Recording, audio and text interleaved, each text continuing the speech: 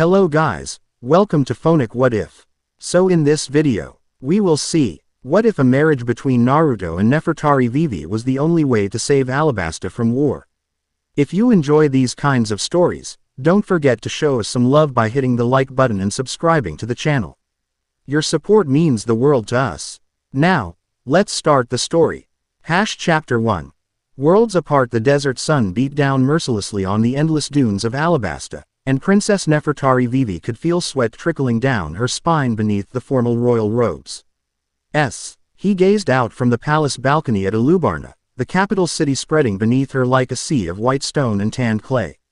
From this height, everything looked peaceful, merchants trading in the bazaar, children playing in the streets, water carriers making their daily rounds. But Vivi knew better. "Your Highness." Agaram's voice came from behind her, strained with the effort to maintain his usual formality. "The council is waiting." Vivi turned, brushing a strand of blue hair from her face. "How bad are the latest reports?" Her father's most loyal retainer seemed to age 10 years in the moment before he answered. "Worse than yesterday. The rebels have taken Arumalu. They'll reach Cateria within the week. And the drought, no change. 3 years without proper rain." He didn't need to finish. They both knew what it meant. Alabasta was dying. Vivi straightened her shoulders and nodded, the weight of royal responsibility settling around her like a mantle. At 21, she had seen more of the world than most, had infiltrated criminal organizations, battled pirates, crossed the Grand Line, but nothing had prepared her for watching her beloved kingdom tear itself apart. "Let's not keep them waiting, then." As they walked the long corridor toward the council chamber, Vivi caught whispers from the palace staff. Fragments about Baroque works, about Sir Crocodile's suspicious activities, about neighboring kingdoms amassing troops along their borders. The situation wasn't just internal strife anymore, it was becoming an international crisis. The massive bronze doors to the council chambers swung open, revealing the 12 elders seated around a table of polished sandstone. Her father, King Cobra, looked up with eyes hollowed by too many sleepless nights. The sight of him, noticeably thinner, gray threading his beard, made Vivi's heart ache. "Vivi," he said, attempting a smile that didn't reach his eyes. "We were just discussing the Arumalu situation. I heard." She took her seat at the table's right side. "What's our strategy?" The council's military advisor, General Makel, cleared his throat. "Princess, with all due respect, we don't have enough soldiers to end both the capital and engage the rebels. If we split our forces, we lose both battles," Vivi finished for him. "And diplomatic efforts." The foreign minister, Lady Idet, shook her head. "Rebel Ader Koza refuses all communication attempts. He believes." She glanced uncertainly at the king. "He believes the crown is responsible for the drought." "That's absurd." Agaram burst out. "How could we possibly?" "It's what Crocodile wants them to think," Vivi cut in. "He's been planting these ideas for years while posing as our savior. And now that I've returned with knowledge of his plans, he's accelerating everything." Silence fell across the room. Most of the council had initially refused to believe that Sir Crocodile, the hero who had saved countless citizens, who had built water reservoirs and funded relief efforts, could be orchestrating Alabasta's destruction. But the evidence Vivi had brought back from her time undercover in Baroque works was becoming impossible to ignore. "There's more," Lady Idet said quietly. "Our intelligence reports that Saracia is mobilizing troops along our northeastern border, and Kano has moved warships into positions south of Nanohana." King Cobra closed his eyes. "They're waiting for us to weaken. Once the civil war reaches its peak, they'll carve up what remains of Alabasta," Vivi finished, her hands curling into fists beneath the table. "Your Highness." The voice came from Sirocco, the ancient royal archivist who rarely attended council meetings.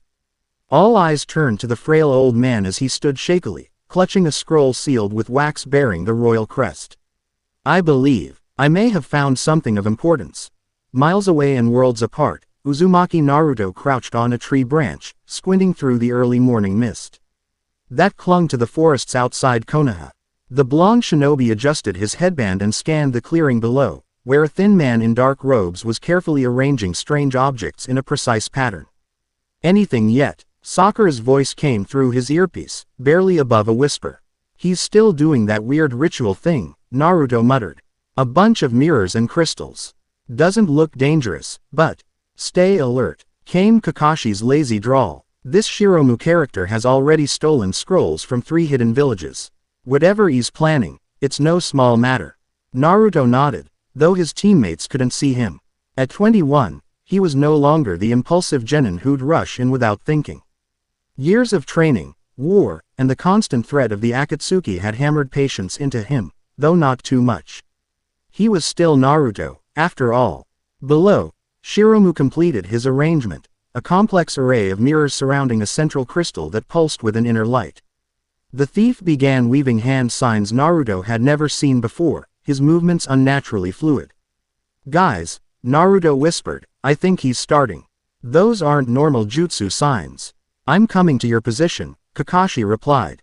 Sakura, maintain the perimeter in case. Too late. Naruto's warning cut through as a blinding light erupted from the crystal. The mirrors surrounding it began to float, rotating around the central stone like planets around a sun. I'm moving in. Naruto created 3 shadow clones instantly and leapt from the branch. His clones spread out to flank Shiromu while Naruto himself dove straight for the crystal. The thief's head snapped up, eyes widening at the orange blur descending toward him. No, the alignment isn't stable yet. Naruto's hand stretched out for the crystal just as Shiromu lunged to intercept him. Their bodies collided above the array, and the crystal flared with impossible brightness. The mirrors stopped rotating and instead turned inward, reflecting light at the central point where the 2 men struggled. Naruto. He heard Sakura's shout from somewhere distant, but it was fading, drowned by a high-pitched whine that filled his ears. The world around him began to blur and stretch, colors bleeding together. Shiromu's face, inches from his own, contorted in panic. You fool. The dimensional anchor isn't. Whatever else he said was lost as reality seemed to tear around them. Naruto felt a violent pull, as though every cell in his body was being stretched in different directions. He tried to form another clone, to use Rasengan, to do anything, but his chakra slipped away from his control like water through fingers. The last thing he saw was Kakashi's mismatched eyes widening in alarm as the copy nin leapt into the clearing, and then the world went white. Vivi leaned forward, her attention fixed on the ancient scroll Sirocco had carefully unrolled across the council table. The parchment was brittle with age, covered in dead hieroglyphics and diagrams that seemed to depict a great power flowing into Alabasta.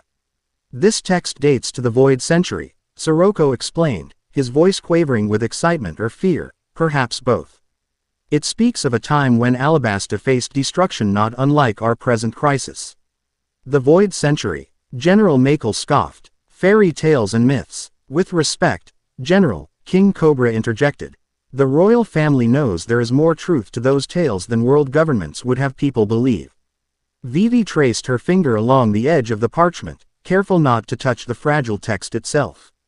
What does it say, Sirocco? How did they save the kingdom? The old archivist adjusted his spectacles. According to this prophecy, when Alabasta faces its darkest hour, salvation will come through the union of royal blood with a golden hero from beyond the veil of worlds, a warrior with the power of creation and destruction within him, marked by the sun and followed by shadows. Murmurs spread around the table. A golden hero? Lady Idet asked skeptically. This is hardly the time for ancient superstition. There's more, Sirocco continued. The text claims this union, a marriage between the royal blood of Alabasta and this outsider, will unlock dormant powers that have protected our kingdom since its founding. Powers that could end drought, quell rebellion, and shield us from invasion. Vivi felt a chill despite the desert heat. And how exactly is this golden hero supposed to appear? As if in answer, a tremendous boom echoed throughout the palace, followed by shouts of alarm from the hallway. The council members jumped to their feet as the chamber doors burst open, revealing a palace guard with wide, panicked eyes. Your Majesties, the sacred pool in the Temple of Kings, something's happened. Pain. That was Naruto's first coherent thought as consciousness returned. Every muscle ached, and his head pounded as though Rock Lee had used it for training. He kept his eyes closed, assessing his situation through other senses as Kakashi had taught him. Hot, dry air against his skin. The smell of unfamiliar spices and sand. Hard stone beneath his back. Distant voices speaking in hushed, urgent tones in a language that sounded strange yet somehow comprehensible, as though his mind was rapidly adapting to understand it. Definitely not the forest outside Konoha anymore. Naruto cracked one eye open and immediately squinted against harsh light reflecting off white stone walls.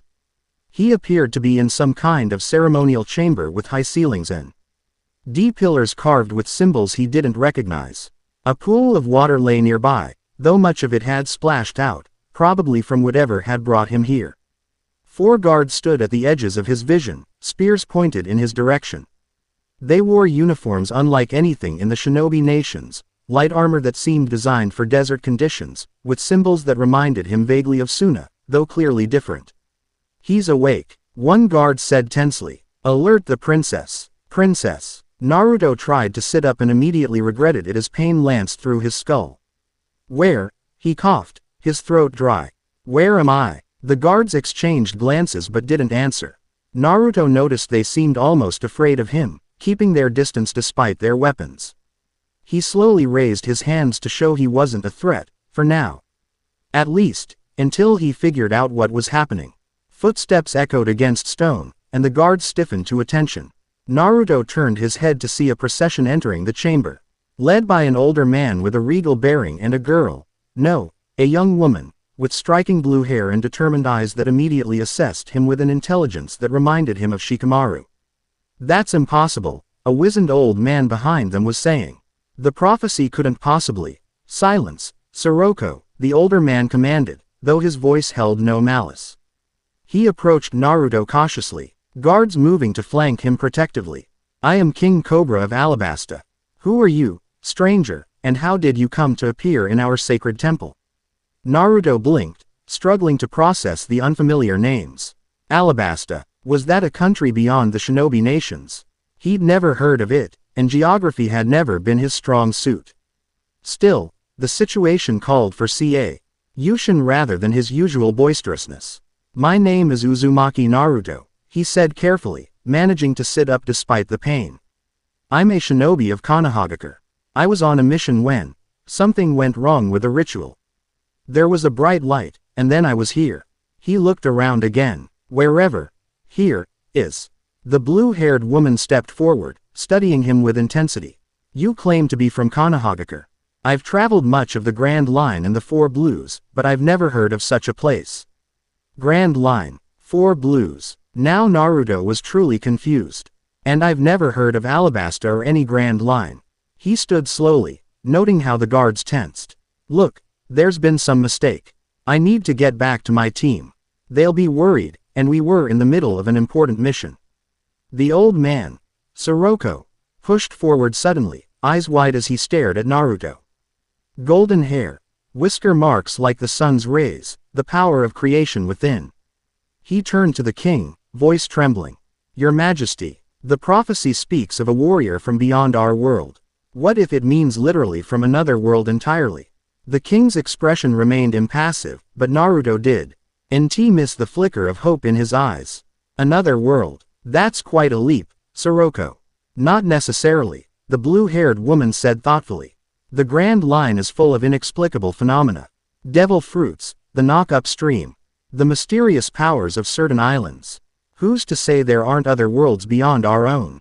Naruto looked between them, increasingly confused and wary. "Look, I don't know what you're talking about, but I'm not part of any prophecy. I'm just a shinobi who needs to get home." The woman approached him directly, stopping just out of arm's reach. "I am Princess Nefertari Vivi of Alabasta. Can you prove you possess the power the prophecy mentions? The power of creation and destruction, followed by shadows." Naruto hesitated, showing his abilities might be dangerous in an unknown situation. But it might also help establish trust, and he needed allies if he was going to figure out how to get home. "Stand back," he warned. Bringing his hands together in a familiar sign, he focused his chakra. Shadow Clone Jutsu. With a series of small popping sounds and puffs of smoke, 3 perfect copies of Naruto appeared beside him.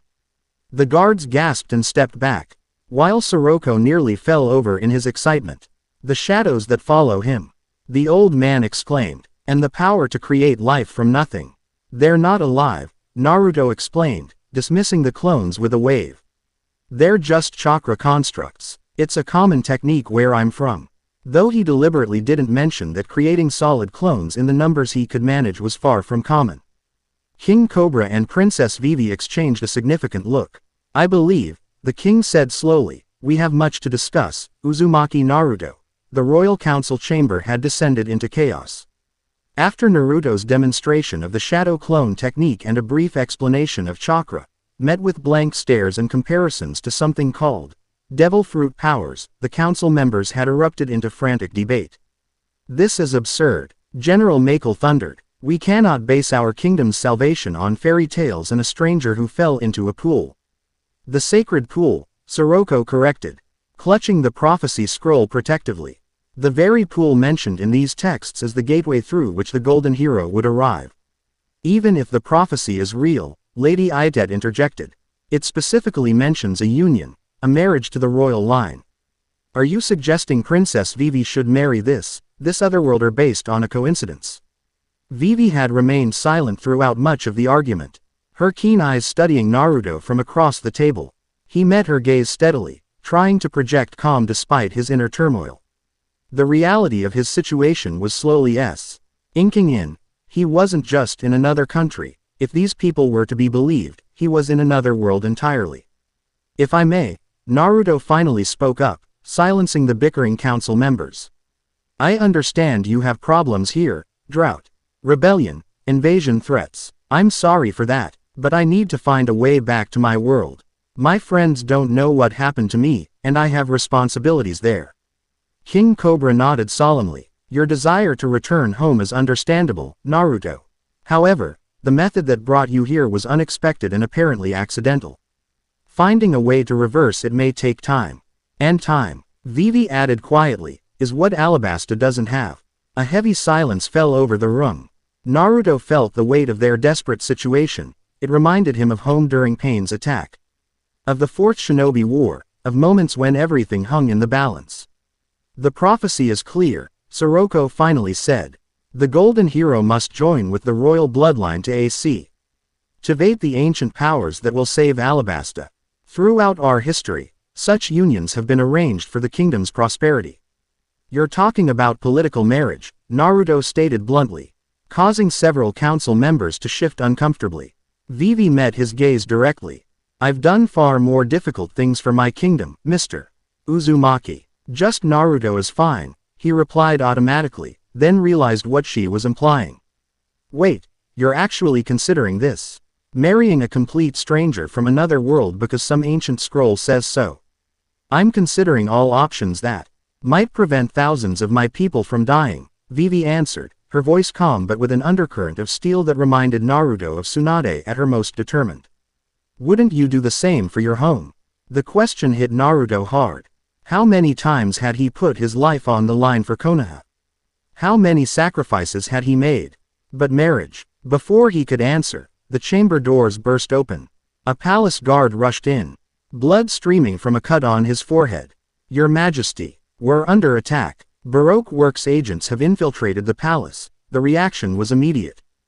Guards surrounded the king and princess, while General Makel barked orders. Naruto, however, was already moving, his shinobi instincts taking over. How many attackers? He asked the wounded guard, creating shadow clones that rushed to secure the chamber doors. At least 20, the guard gasped. They came through the east garden. They have some kind of powers. One turns into sand, another makes explosions. Crocodile, Vivi hissed. Her face pale. He's finally making his move. Naruto glanced at her. Crocodile, a Shichibukai, a government-sanctioned pirate, she explained quickly. He can turn his body to sand and pass through any defense. He's been manipulating Alabasta for years, and now he knows of returned with evidence of his plans. Naruto processed this information rapidly. Sand abilities. Like Gaara, a distant explosion rocked the palace, followed by the sounds of fighting.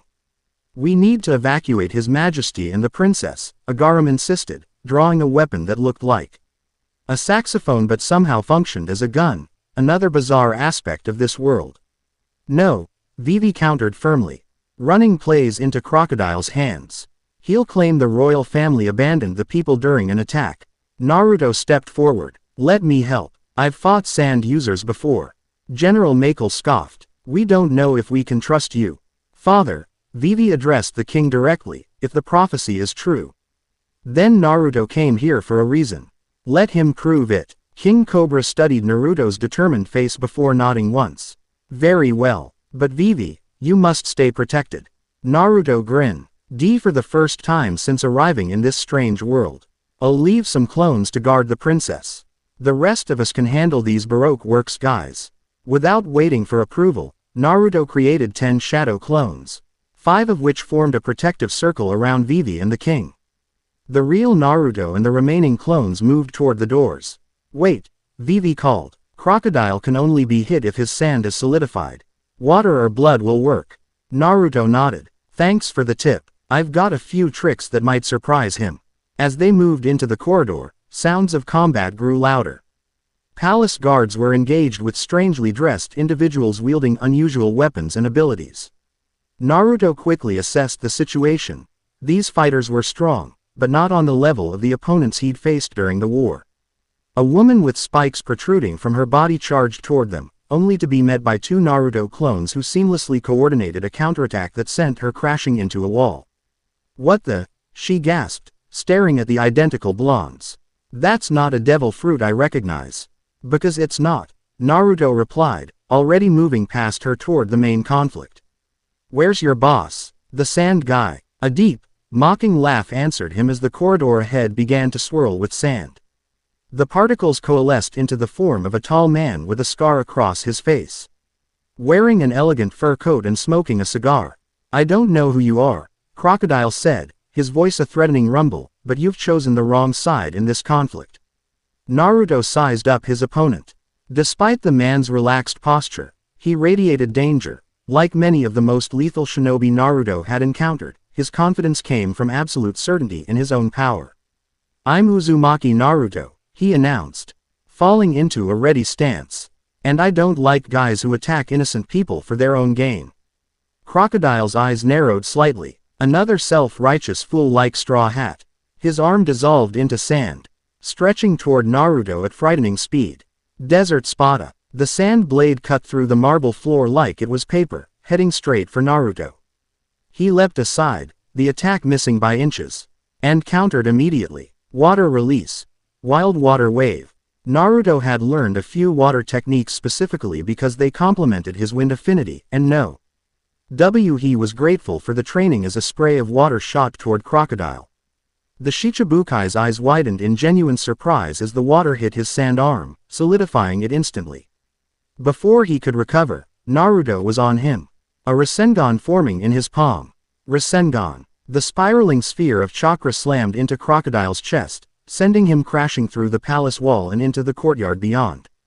Naruto followed, aware that his opponent wouldn't be defeated so easily. Indeed, Crocodile rose from the rubble, his expression shifting from surprise to calculated rage. Interesting. Not a devil fruit user. Yet you command water and that strange spiraling attack. He wiped blood from his mouth, looking at it with apparent disbelief. It's been a long time since anyone drew blood from me. There's more where that came from, Naruto promised, creating more clones that spread out to flank the Shichibukai. From the relative safety of the council chamber, Vivi watched through a window as Naruto battled Crocodile in the courtyard below. The fight was unlike anything she had ever witnessed, and she had seen her share of incredible battles traveling with the Straw Hat Pirates. Naruto moved with fluid grace. His techniques varied and powerful. For every sand attack Crocodile launched, the blonde shinobi had a counter, using water techniques, explosive tags that seemed to appear from nowhere. And those mysterious spiraling energy orbs. Remarkable, Agaram murmured beside her. He fights as though he's faced sand abilities before.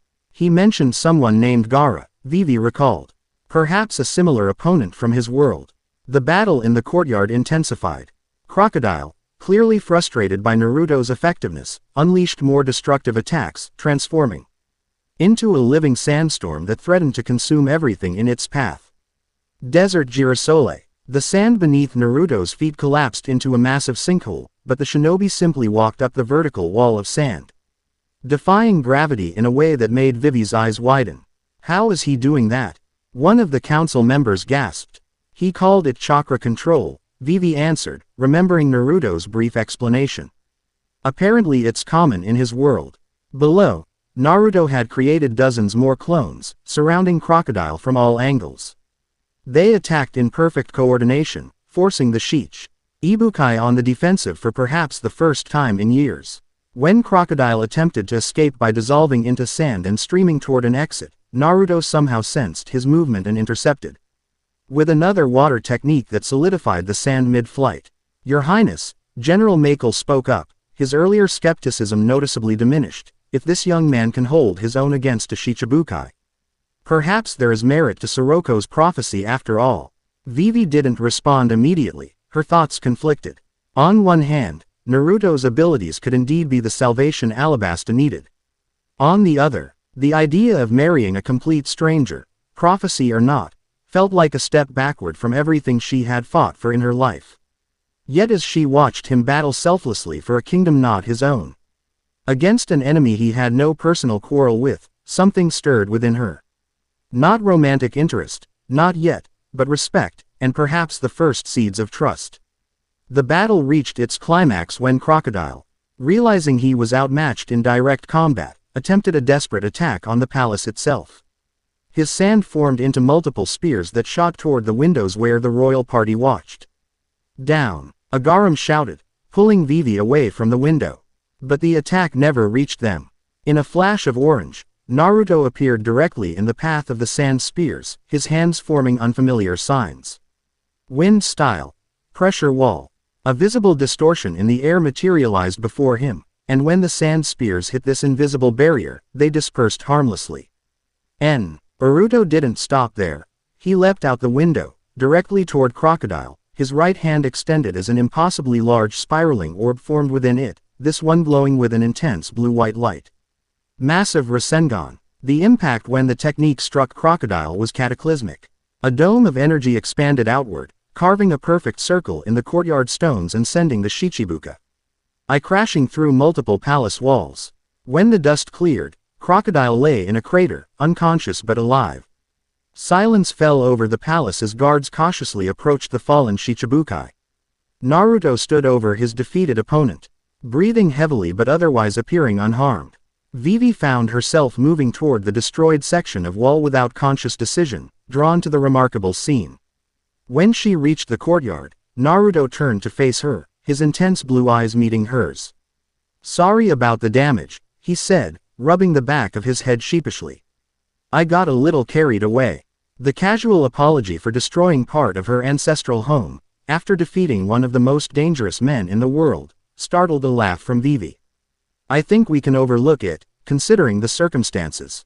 Palace guards were already moving to secure Crocodile with sea prism stone handcuffs that Vivi had thankfully thought to request from the Marines months ago, when her suspicions about him first arose.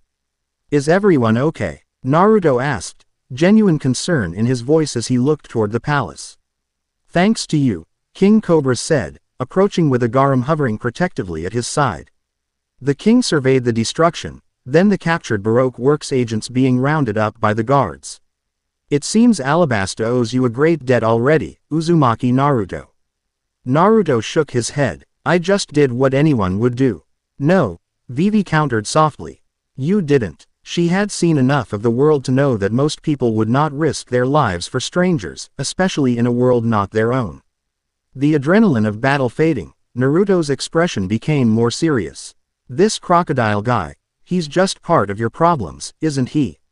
You mentioned drought, rebellion. Yes, King Cobra confirmed. Crocodile has been the architect of much of our suffering, but capturing him doesn't immediately solve the drought or stop the rebellion his agents have carefully nurtured. Naruto nodded thoughtfully. In my world, we have a saying, a problem created over years can't be solved in a day. But that doesn't mean we shouldn't try. Something about his simple determination resonated deeply with Vivi.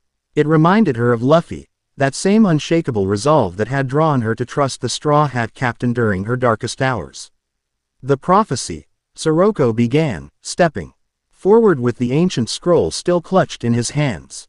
Let's discuss that later, Vivi interrupted gently.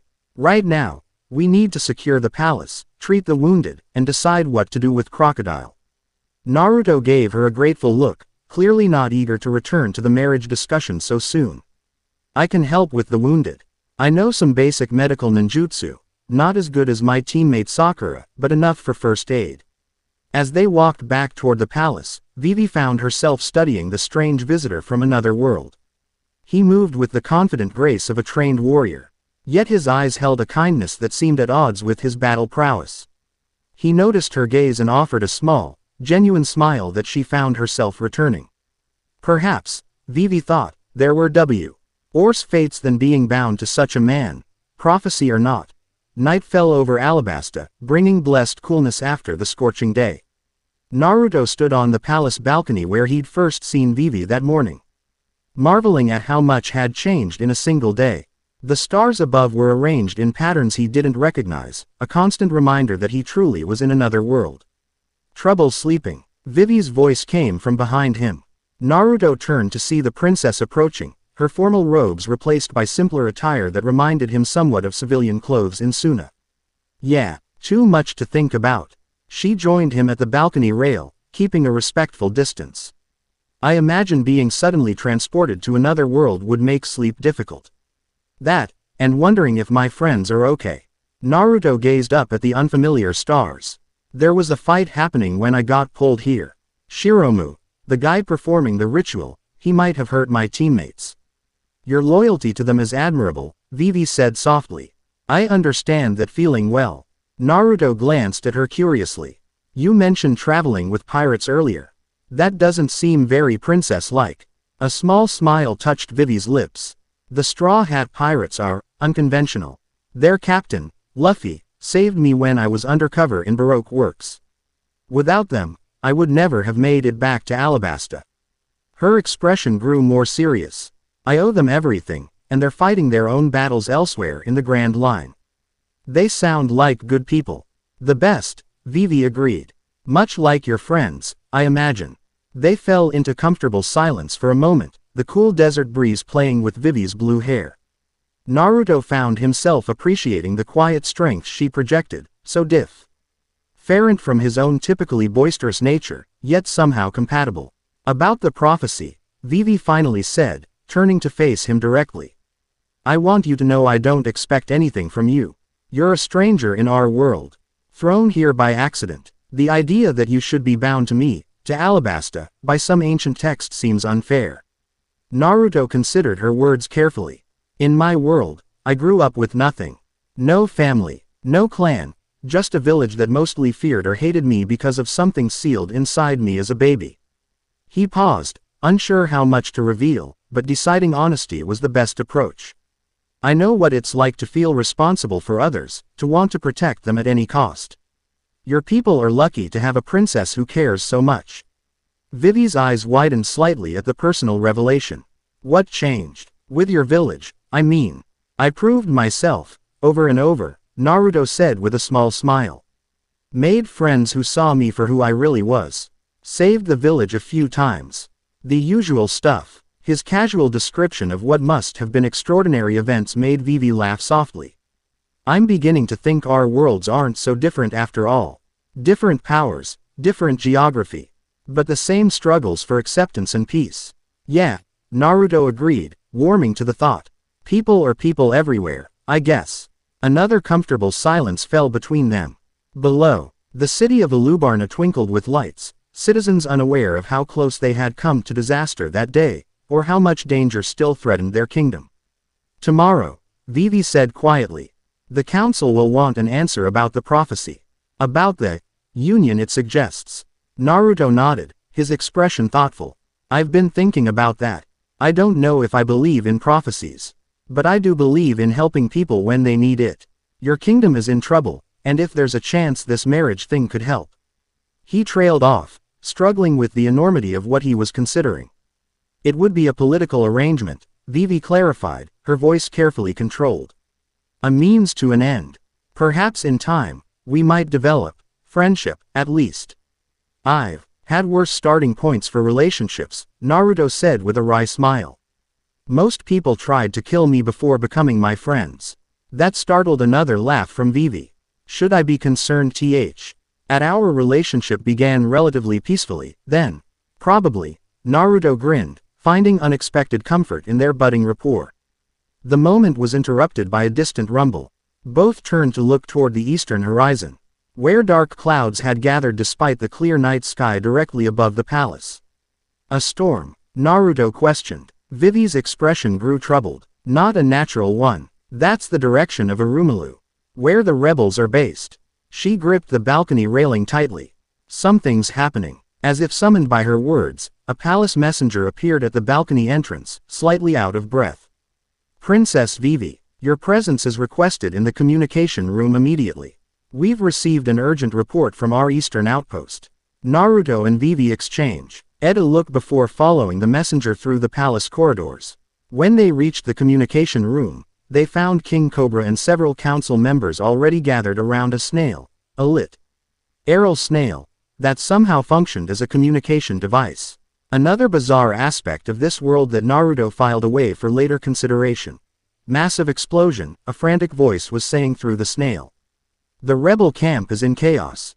There are reports of strange shadows moving through the confusion, attacking both rebels and loyalists alike. Shadows? King Cobra questioned sharply. Not human, your majesty. They move like liquid darkness, consuming everything in their path. Some of the rebels are fleeing toward Cateria, blaming the crown for this attack. Vivi stepped forward. This isn't Baroque works. Crocodile is in custody. The voice from the snail continued. There's more, your highness. Before communication was lost with the forward scout, he reported seeing a strange sigh. MBOL floating above the chaos, a black circle with what looked like a half-moon inside it. Naruto felt a chill run down his spine. Can you describe that symbol again? The communication officer repeated the description, and Naruto's suspicion hardened into certainty. I know that symbol, he said grimly. It's the mark of an organization from my world, the Akatsuki. But that's impossible unless what? Vivi prompted. Unless the portal that brought me here didn't just connect our worlds in one direction. Naruto's expression darkened. If I could come through, others could too. And the Akatsuki, they're the last people you want in your world. A heavy silence fell over the room as the implications sank in. The crisis in Alabasta had just become significantly more complex, and potentially more deadly. Then it seems, King Cobra said gravely, that the prophecy's timing was not coincidental after all. Perhaps the union it speaks of is needed not just to save Alabasta from drought and civil war, but from threats beyond our understanding. Naruto's eyes met Vivi's across the room. In that moment, something passed between them, a shared recognition of duty, of sacrifice, of the weight of responsibility for others. If the Akatsuki are here, Naruto said firmly, then I have even more reason to stay and help. They're my world's problem, and I won't let them destroy yours. Vivi straightened her shoulders. The determination Naruto was coming to admire evident in her stance. Then we face this threat together, whatever form our alliance takes. As dawn broke over the horizon, casting long shadows across Alabasta's ancient sands, two people from different worlds found themselves bound by a common purpose, and perhaps, by destiny itself. Chapter 1 End. Chapter 2. Desert Trials. Dawn broke over Alubarna, painting the white stone buildings with gold as preparations for the royal announcement began.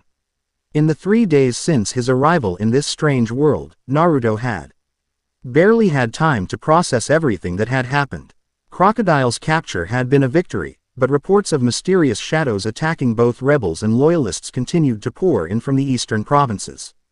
Naruto stood before a full-length mirror in his guest chambers, tugging uncomfortably at the formal Alabastan robes the royal tailors had provided.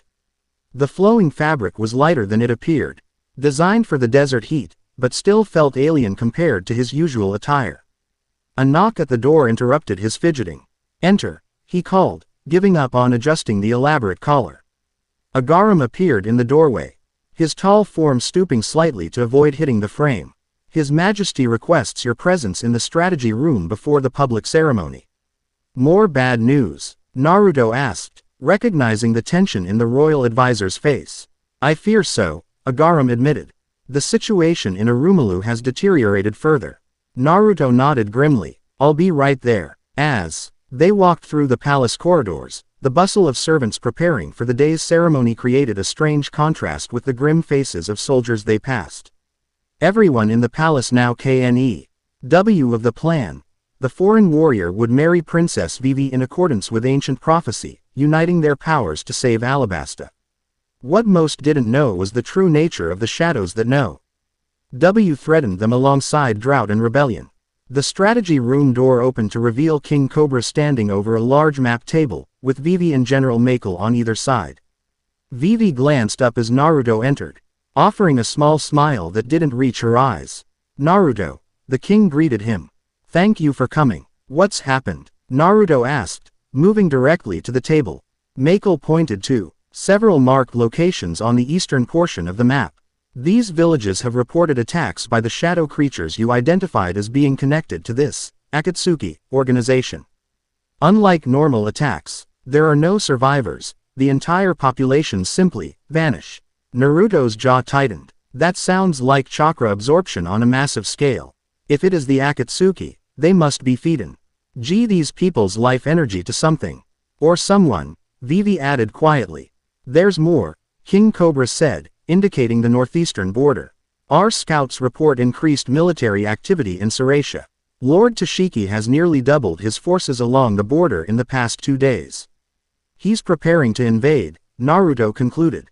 It would seem so. With our forces divided between defending Agai, NST these shadow attacks and containing the rebellion, our borders are vulnerable. And the announcement today, Naruto asked, you still want to go through with it? King Cobra straightened, his bearing more pronounced despite his obvious fatigue. The people need hope, Naruto. News of Crocodile's capture has already begun to turn some rebels back to our side, but it's not enough. The drought continues, and fear is spreading. The prophecy, your arrival, may be the symbol they need to hold on to. Naruto glanced at Vivi, who had remained unusually quiet. What do you think? She met his gaze directly.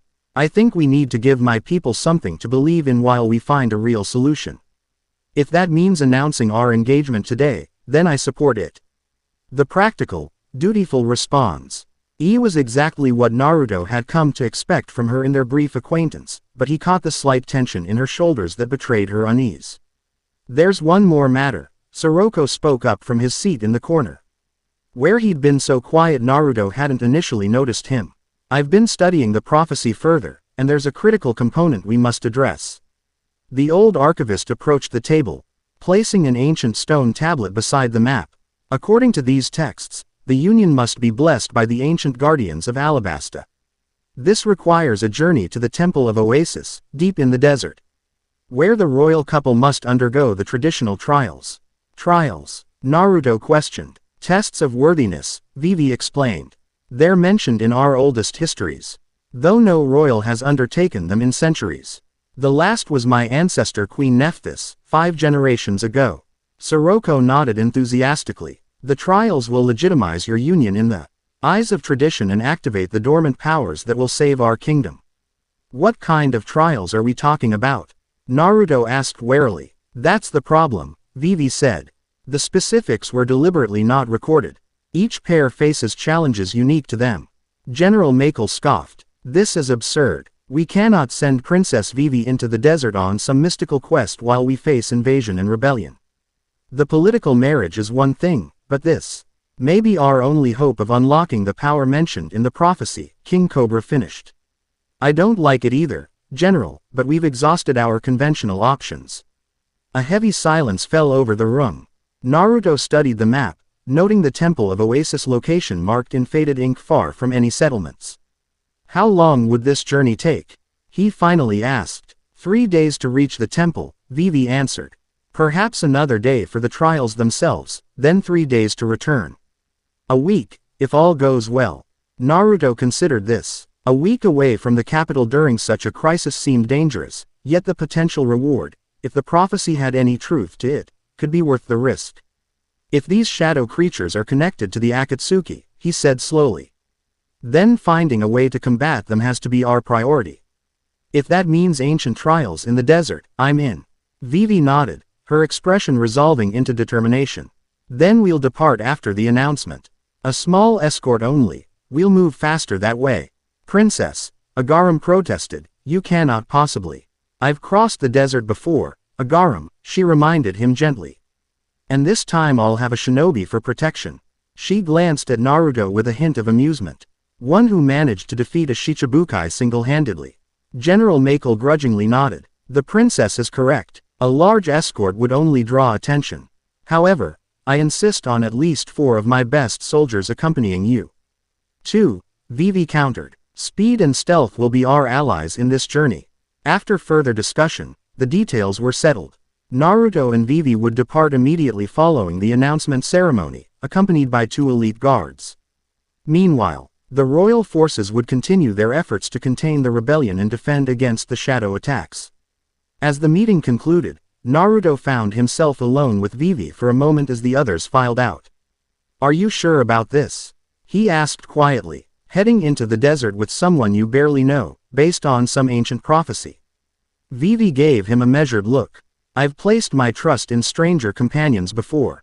Besides, she added with a hint of a genuine smile, anyone who fights as you did against Crocodile can't be all bad.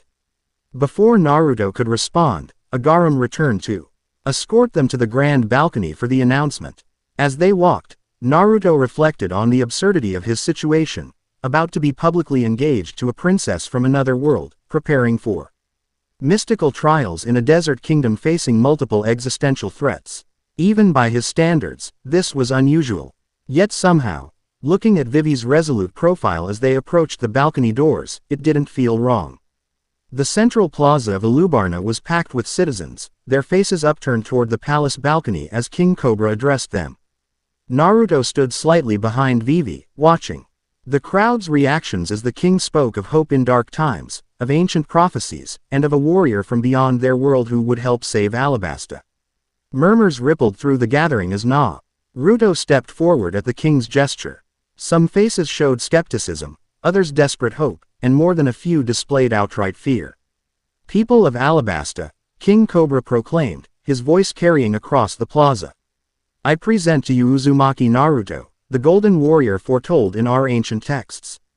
In accordance with the prophecy, he shall wed Princess Vivi, uniting our royal line with his power to restore peace and prosperity to our kingdom. The crowd's reaction was mixed. Cheers mingled with confused muttering. Naruto maintained a dignified stance, though inwardly he felt strange being presented as some prophesied savior. He'd had enough of prophecies in his own world. Vivi stepped forward, taking his hand in a practiced gesture that appeared intimate to the onlookers while remaining formal in its execution. My people, she addressed the crowd, her voice clear and confident. I know many of you suffer from drought and the divisions that have torn our kingdom apart. I have not forgotten your struggles. This union is not just a fulfillment of prophecy, but a promise that I will do whatever necessary to restore peace and prosperity to Alabasta. Her words seemed to sway the uncertain faces below. Naruto felt a surge of admiration for her poise and genuine commitment to her people's welfare. Together, he found himself adding, we will protect Alabasta from all threats, whether they come from within or beyond. A cheer rose from the crowd, louder than before. As Naruto and Vivi stood hand in hand before the people, a sense of momentum built, hope taking guile root in the parched soil of despair. Then everything exploded. The blast came from the western edge of the plaza. Screams replaced cheers as people scattered in panic. Naruto instinctively pulled Vivi away from the balcony edge as palace guards rushed to surround the royal family. What's happening? King Cobra demanded. A guard captain reported breathlessly, an explosion near the western fountain, Your Majesty. We have reports of multiple attackers. Baroque works. Vivi questioned sharply. No, Your Highness. The attackers are wearing strange black cloaks with red markings. Naruto's blood ran cold. Red clouds. It's them. Quote. Without hesitation, he created a shadow clone beside him. Stay with the princess, he instructed it before turning to Vivi. I need to see what we're dealing with. Before anyone could object, Naruto vaulted over the balcony railing and launched himself toward the chaos below. He landed in the central plaza and dashed toward the source of the explosion, weaving through panicked citizens. The scene that greeted him confirmed his worst fears. 3 figures in black cloaks decorated with red clouds stood amid the destruction. As civilians fled, the Akatsuki members made no move to pursue them, their focus was elsewhere. Naruto recognized none of the 3 faces, which was both a relief and a concern. Not Itachi or Kisame or any of the members he'd encountered before. Which meant the organization had recruited new members, or these were from a different time, pulled through the dimensional rift just as he had been. The tallest of the 3 noticed his approach and smiled coldly. There he is. The 9-Tails Jinchuriki, right on schedule. Who are you? Naruto demanded, stopping at a safe distance. You're wearing Akatsuki cloaks, but I don't recognize you. How disappointing. The man replied. We know all about you, Uzumaki Naruto. Our leader has a special interest in your tenant.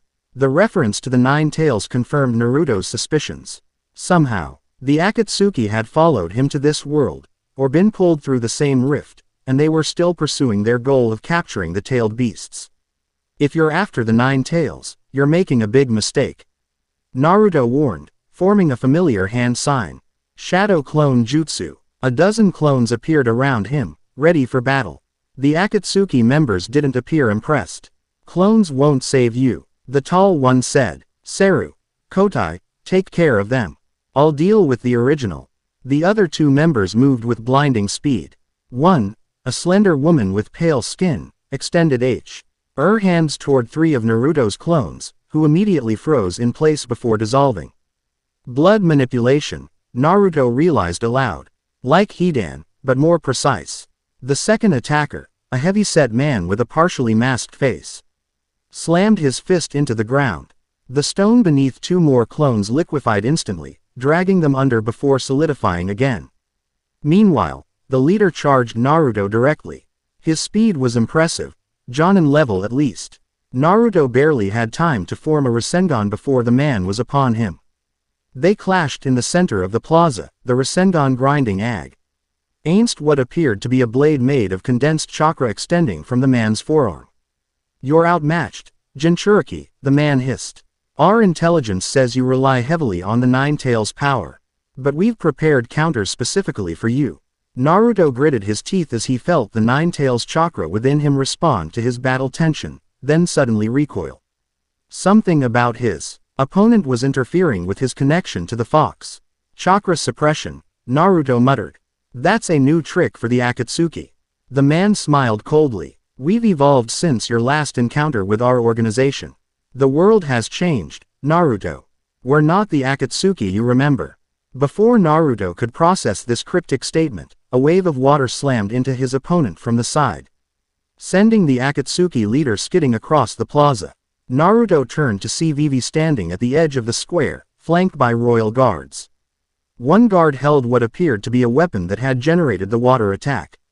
Naruto, Vivi called. The civilians are clear. Don't hold back. The brief distraction cost him.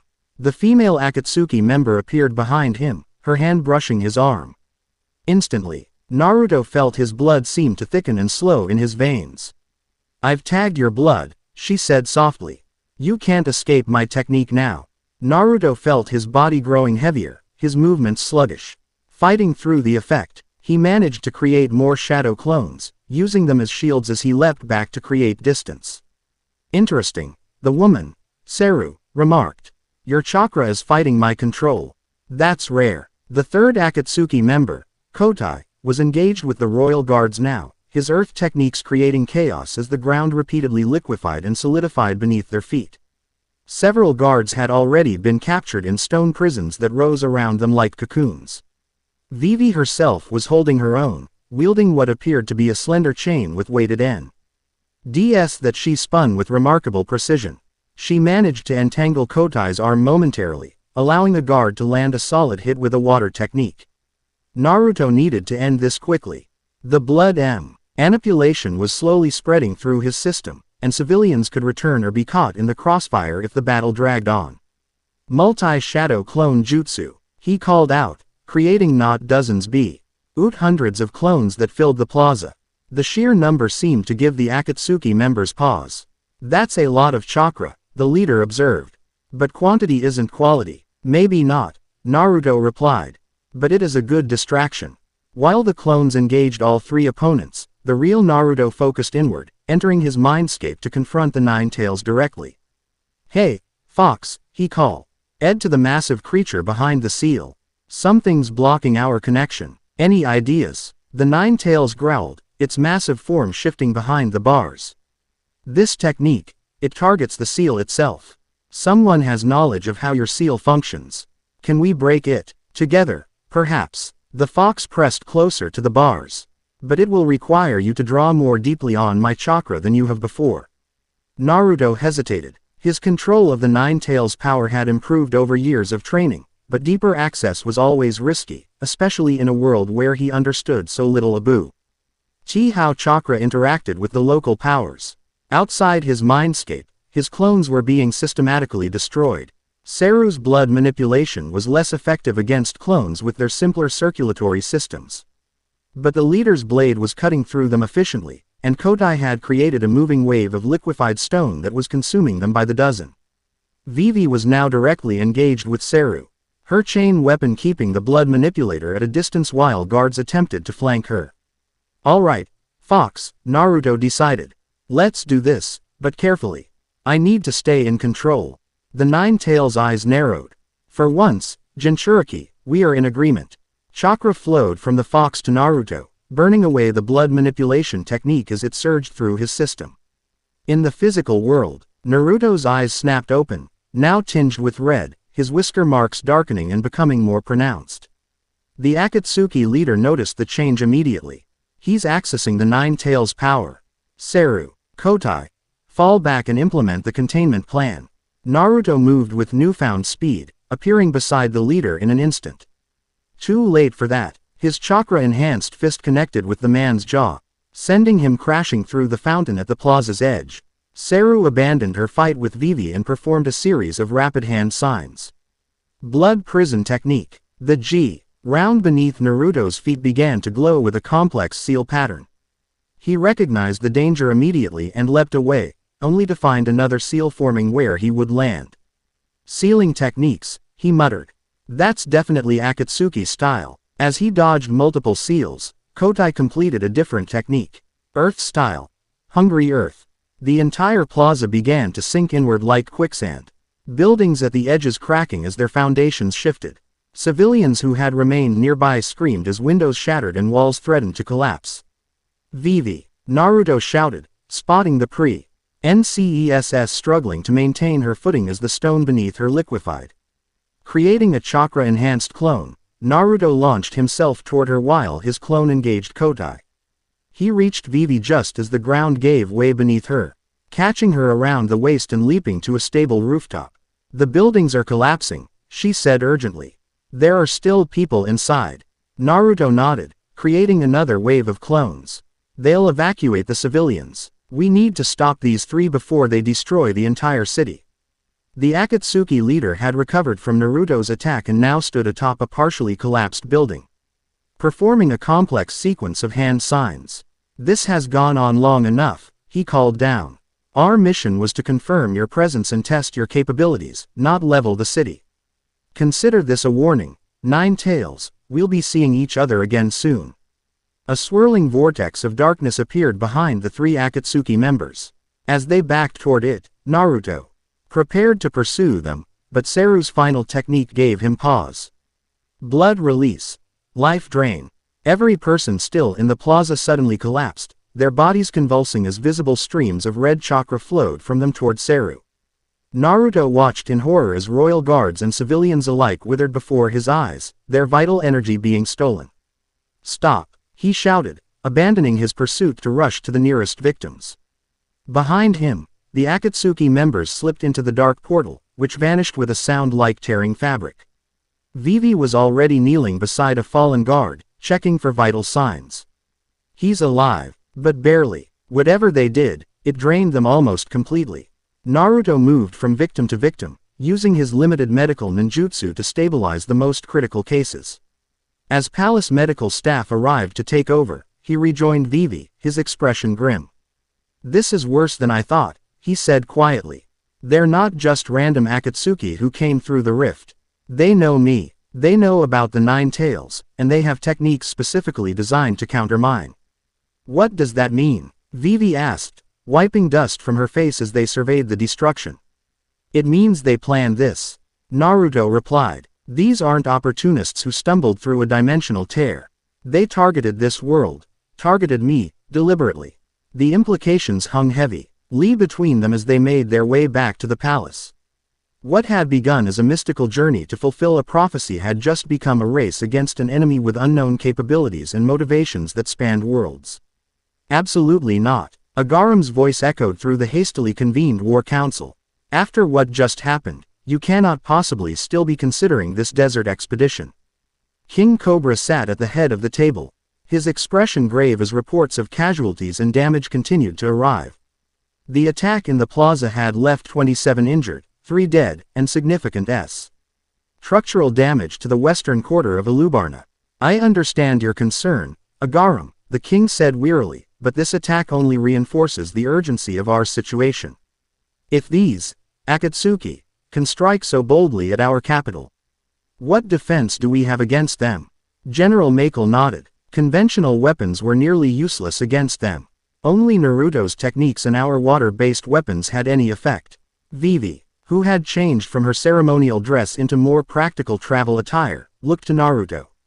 You know these people. What are they after? Naruto had been uncharacteristic, quiet since their return to the palace, his usual energy replaced by focused concentration. In my world, the Akatsuki hunt Jinchuriki, people like me who have tailed beasts sealed inside them. Why extract the beasts to harness their power? And in our world, Vivi pressed. I'm not sure, Naruto admitted. But that blood manipulation technique, the way it drained life energy from people, reminds me of how they extract tailed beasts.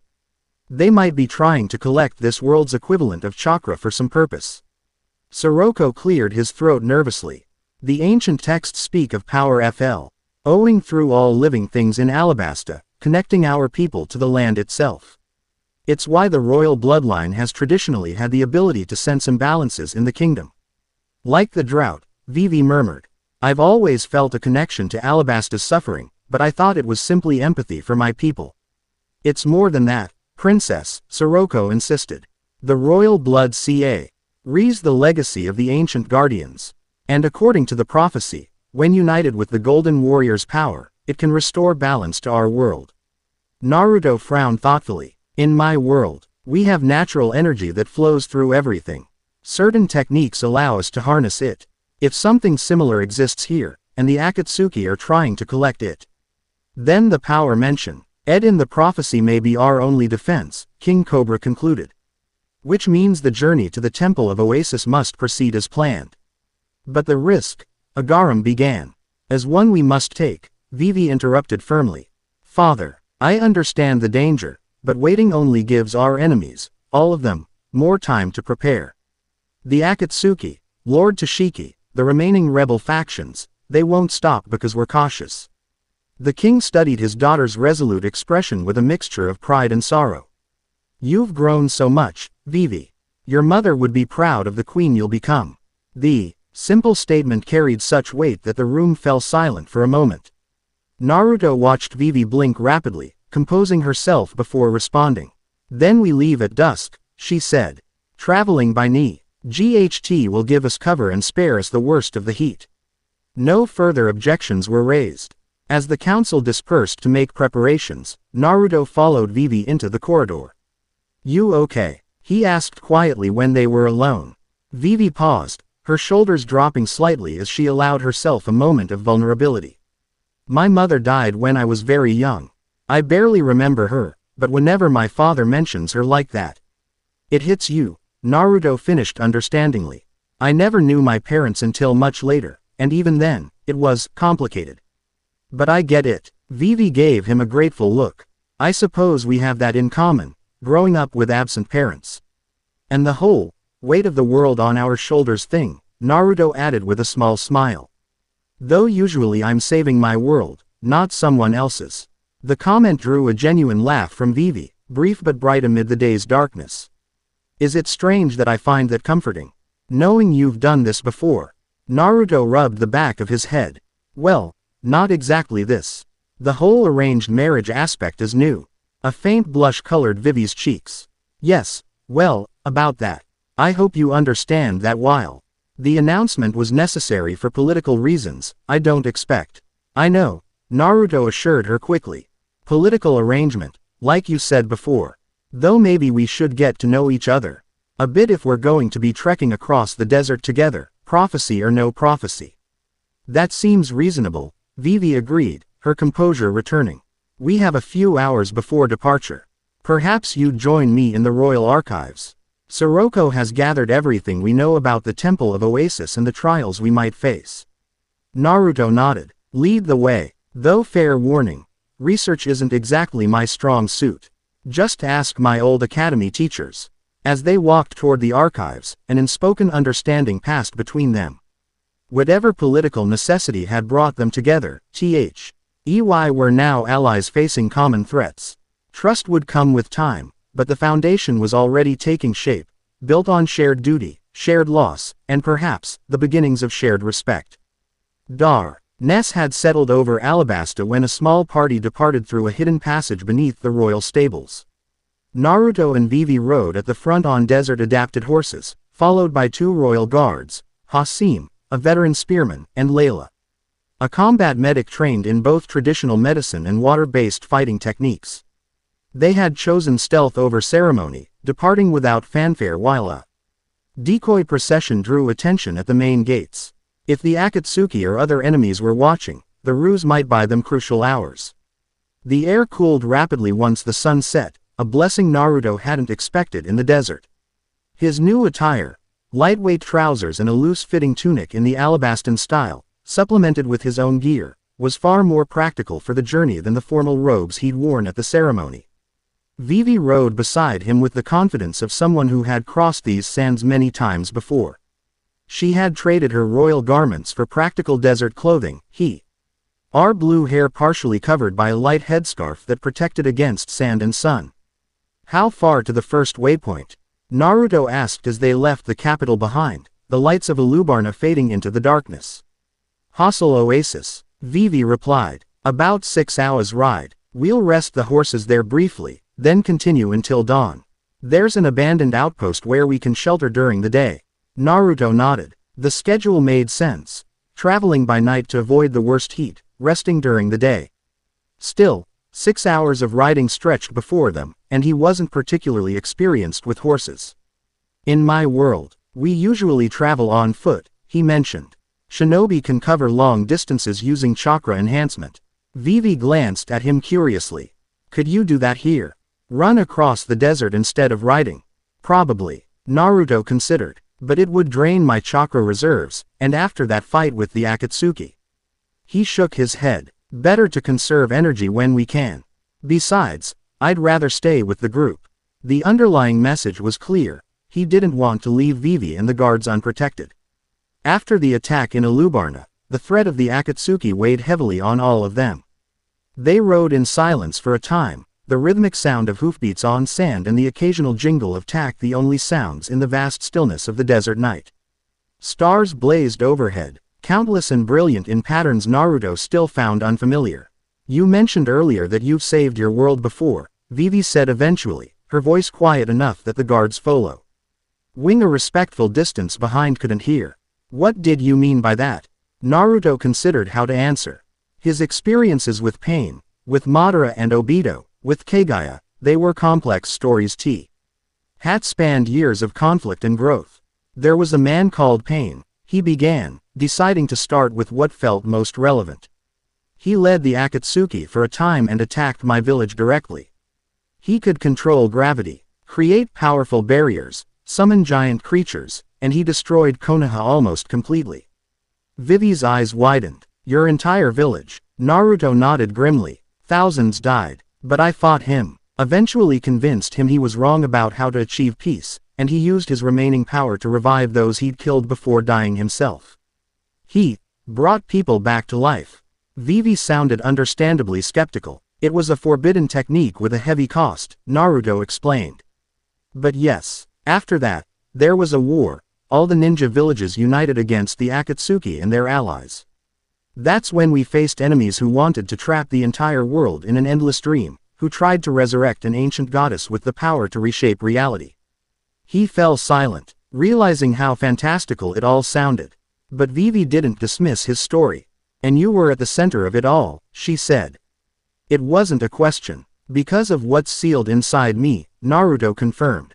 The nine-tailed fox, a being of immense chakra that attacked my village the day I was born. My father, who was the village leader, sealed it inside me to save everyone. That's why the Akatsuki wa nt me, to extract the fox and use its power. Vivi processed this revelation thoughtfully. So you've carried this burden your entire life. Yeah, Naruto's hand unconsciously moved to his stomach, where the seal was inscribed. Though, burden, isn't how I see it anymore. Kurama, that's the fox's name, and I have come to an understanding over the years. He's part of me now. I see, Vivi said softly. Thank you for telling me. It helps me understand why you recognized the threat immediately today. And why you agreed to help us despite having your own world to return to. Naruto shrugged. I protect people. That's who I am, no matter which world I'm in. The simple statement hung in the cool desert air between them. Vivi studied him with new eyes, seeing beyond the brash exterior to the core of determined compassion beneath. What about you? Naruto asked, turning the conversation. You mentioned traveling with pirates, infiltrating criminal organizations. Doesn't sound like typical princess stuff. A smile touched Vivi's lips. No, I suppose not. When I learned Crocodile was manipulating our kingdom, I joined Baroque Works undercover to gather intelligence. That's how I met the Saint. Raw Hats. They discovered my identity but agreed to help me save Alabasta. They sound like good friends. The best, Vivi agreed warmly. Luffy, their captain, he's a bit like you, actually. Determined, powerful, but with a kindness that draws people to him. Naruto grinned. Sounds like someone I'd get along with. Undoubtedly, Vivi laughed, though I fear what chaos you two might create together. Their conversation continued as they rode, sharing stories of their respective worlds and adventures. Naruto described Konoha and his friends there, Sakura's monstrous strength and medical expertise, Shikamaru's tactical genius, Kakashi's laid-back wisdom. Vivi told him about the Straw Hats, Zoro's directional challenges, Sanji's culinary magic, Nami's navigation skills, Usopp's creative weaponry, and Chopper's medical miracles. The exchange built a bridge between their different experiences, highlighting surprising parallels despite the vastly different worlds they came from. By the time He reached Hostel Oasis, a small cluster of palm trees surrounding a modest pool of water, the initial awkwardness between them had largely dissolved. As they dismounted to rest the horses, Hasim approached respectfully. Princess, there are tracks here. Recent ones. Vivi immediately went to inspect what he'd found. Camel tracks, heading northeast. Merchant caravan, perhaps. Hasim shook his head. Too few animals, moving too fast. And look. He pointed to distinctive marks in the sand. These are military-grade saddles from Suratia. The weight distribution is different from ours. Scouts. Vivi concluded grimly. Lord Tashiki's men are ranging farther into our territory than we thought. Naruto joined them, studying the tracks. How old are they? Hours, not days, Hasim answered. They passed through before sunset. We should move quickly, Layla suggested, leading her horse to drink. If Suratian scouts are this far south, the main force can't be far behind. Vivi nodded in agreement, but Naruto had gone still. His gaze fixed on the water's surface. The others followed his line of sight, noticing how the previously calm pool had begun to ripple despite the absence of wind. Something's wrong, Naruto murmured, stepping back from the water's edge. The energy here feels corrupted. As he spoke, the ripples intensified, water sloshing against the sandy banks. Then, without warning, a column of dark liquid erupted from the center of the pool. Not water, but something that looked like black oil shot through with red veins of light. Get back, Naruto shouted, creating Hado clones that moved to protect the others as the column twisted and writhed, taking on a vaguely humanoid shape. What is that thing? Layla gasped, drawing her water weapons. The answer came in He form of a familiar symbol that materialized on what served as the creature's chest, a red cloud against black. It's their work, Naruto confirmed grimly. The Akatsuki have corrupted the oasis somehow. The liquid creature lurched toward them, its arm extending impossibly to lash at the nearest target, Vivi. Naruto's clone intercepted the attack, dispelling in a puff of smoke when the black substance touched it. It absorbs chakra on contact, Naruto warned.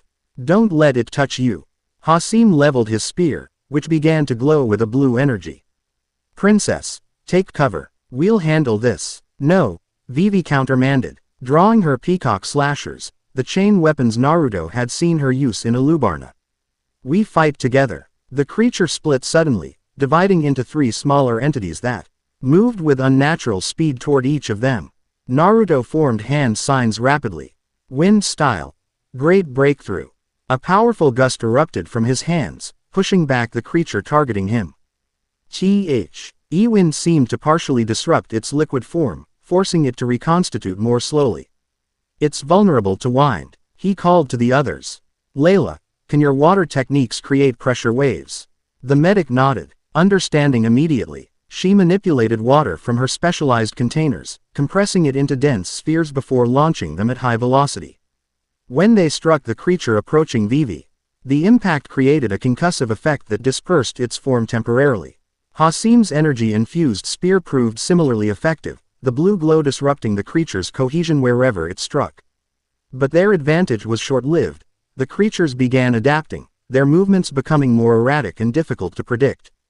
They're learning from our attacks, Vivi observed, narrowly avoiding a tendril of black liquid that would have ensnared her arm. Naruto created more clones, using them to test different approaches. We need to hit them all simultaneously. They seem connected somehow, as if confirming his theory. When Hasim's spear struck one creature particularly effectively, the others recoiled momentarily. On my signal, Naruto instructed, his clones moving into position around all 3 creatures. Vivi, target the one on the left. Hasim, the right. Layla and I will take the middle one. Attack all at once on 3. He counted down, and they struck. In perfect coordination. Vivi's slashers cutting through her target, Hasim impaling his with the glowing spear, while Naruto and Layla combined wind and water techniques against the central creature. The synchronized attack caused all 3 to convulse violently, their forms destabilizing. For a moment, victory seemed within reach as the creatures began to dissolve back into ordinary liquid. Then, the pool itself surged upward in a massive wave, engulfing the smaller entities and forming a much larger, more cohesive threat. Fall back, Naruto shouted as the giant form loomed over them, easily twice the height of a man. Its face was featureless except for a glowing red circle where a mouth might be, pulsing with malevolent energy. The horses panicked, breaking free of their tethers and fleeing into the desert. Hasim was caught by a sweeping tendril that wrapped around his leg, instantly draining the energy from his limb and leaving it withered and useless as he collapsed with a cry of pain. Layla rushed to her fallen comrade, dragging him away from a second attack while maintaining a barrier of pressurized water between them and the creature. Vivi moved to help them while Naruto confronted the entity directly. I need more power for this, he muttered, reaching inward to connect with the 9 tails. Kurama, a little help. The fox's chakra surged through his system, his arms shifting as a golden energy cloak formed around him. With this enhanced power, he created a massive Rasengan that incorporated wind chakra, forming the Rasenshuriken. Everyone get clear, he warned before launching the technique at the creature. The Rasenshuriken connected with devastating effect, the microscopic wind blades shredding the entity's cohesion at a cellular level. The creature emitted a high-pitched wail as its form disintegrated, the black liquid evaporating into nothingness as the red energy within it flickered and died. In the aftermath, the oasis water returned to its natural state. Though noticeably lower than before, Naruto's chakra cloak faded as he hurried to where the others had taken cover. Hasim needs medical attention, Layla reported urgently, examining the guard's withered leg. Whatever that thing did, it's similar to what happened to the victims in Alubarna, but more concentrated. Vivi knelt beside the injured man, her expression torn between concern for him and the knowledge that they couldn't delay their journey. Can he be stabilized enough to return to Alubarna? Layla nodded. If I use all my supplies, yes. But you would have to go with him, Vivi finished. leaving just Naruto and me to continue to the temple. The implications hung heavily in the air. Continuing with half their escort meant greater vulnerability, but turning G back meant abandoning their mission, and potentially Alabasta's last hope. Princess, Hasim spoke weakly, you must continue. The kingdom depends on it. Naruto assessed their situation quickly. I can create a shadow clone to help escort them back to Alubarna. It won't be as effective as me being there personally, but it should provide some protection. Vivi considered the options, her decision clear in her eyes before she spoke. Layla, you will return to Alubarna with Hasim. Naruto's clone will escort you. The two of us will continue to the Temple of Oasis as planned. But Princess, Layla protested, the danger is unavoidable, Vivi stated firmly. Our kingdom faces threats from all sides. This mission may be our only chance to unlock the power needed to save Alabasta. Naruto created a shadow clone, instructing it to remain with Layla and Hasim until they reached the capital safely. As Layla prepared Hasim for travel, fashioning a makeshift stretcher from their supplies, Yuto and Vivi caught the two remaining horses that had fled only a short distance. That creature was targeting us specifically, Naruto observed as they prepared to resume their journey. The Akatsuki must have corrupted multiple water sources, hoping to intercept us. Vivi's expression was grave as she mounted her horse. Then we can't risk using any oasis we encounter. We'll have to rely on our carried supplies. Which means we need to move faster than planned, Naruto concluded. How well do you know the desert, Vivi? Can we take a more direct route?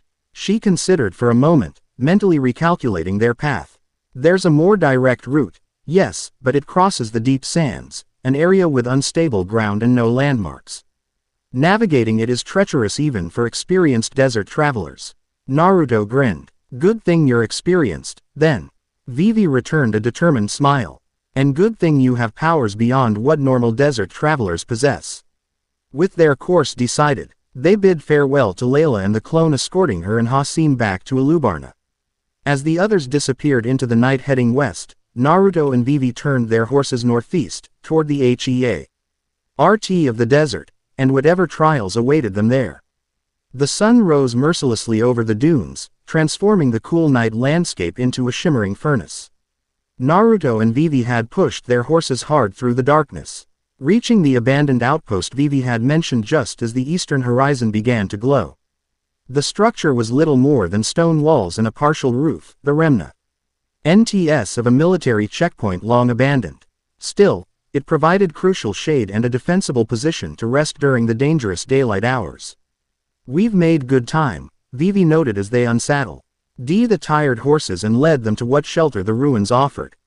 If we maintain this pace, we could reach the temple by tomorrow night rather than the third day.